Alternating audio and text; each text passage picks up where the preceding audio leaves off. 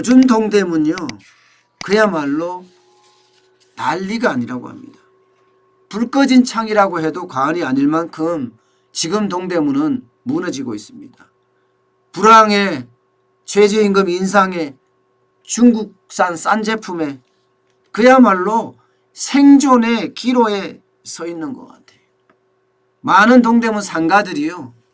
그동안은 직원들 3명, 4명 데리고 있다가 야 이제 더 이상 버티지 못하겠다 하면서 1명, 2명 내보낸 게 지금은 부부가 남아서 동대문 상가를 이끌어가는 데가 대부분이라고 해요.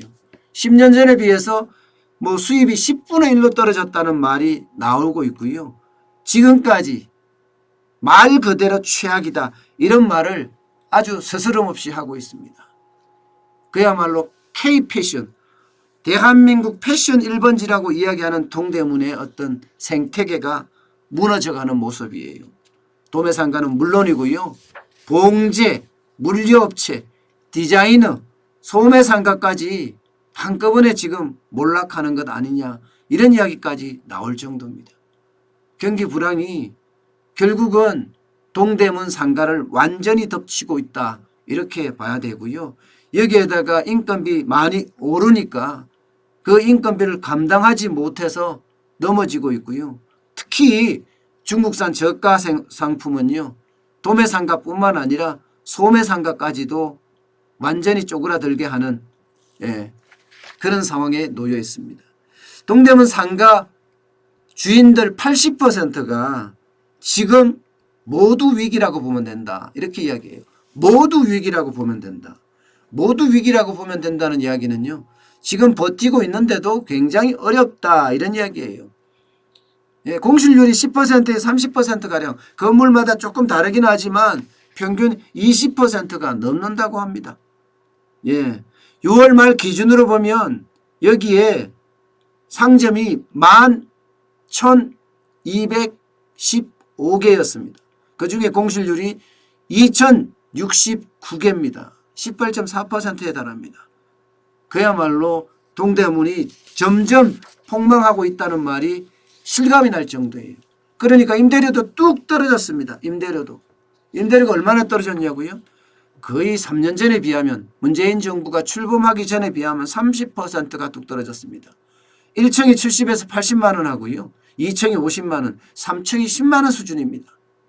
그야말로 임대료까지 폭망할 정도면 장사가 얼마나 안 되는 거 실감할 수 있겠죠.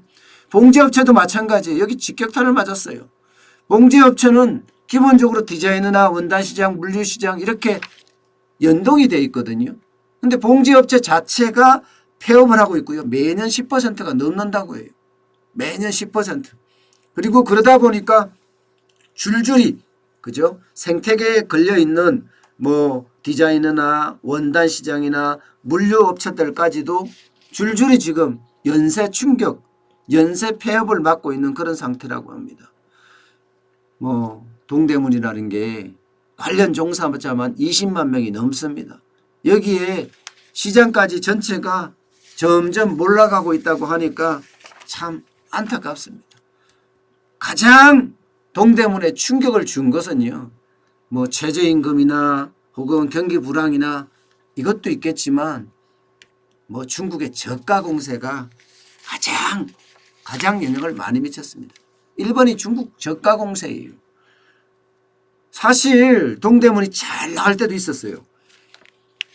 2015년, 14년 뭐 2000년대부터 시작해서 그 사드 보복 이전까지는요.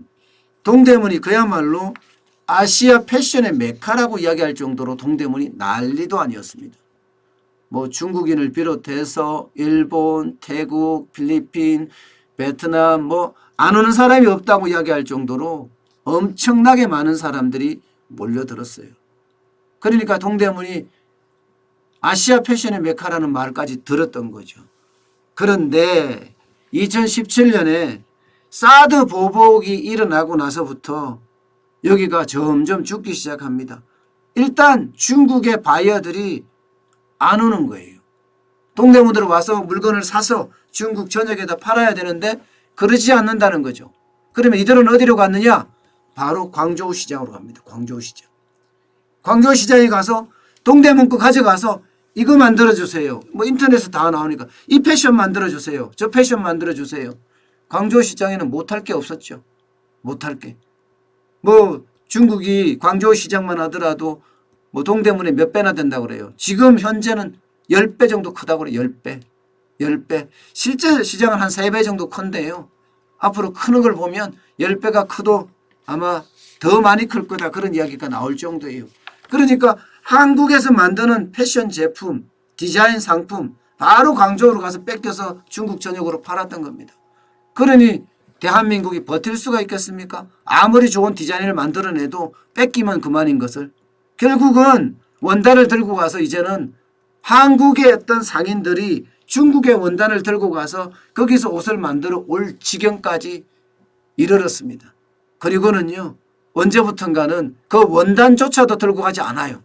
이제는 중국 가서 그냥 광저우 시장에 가서 좋은 패션의 물건 사서 동대문에서 파는, 그야말로 제조는 중국에서 하고 도매는 동대문에서 하는 그런 현상까지 벌어진 거죠.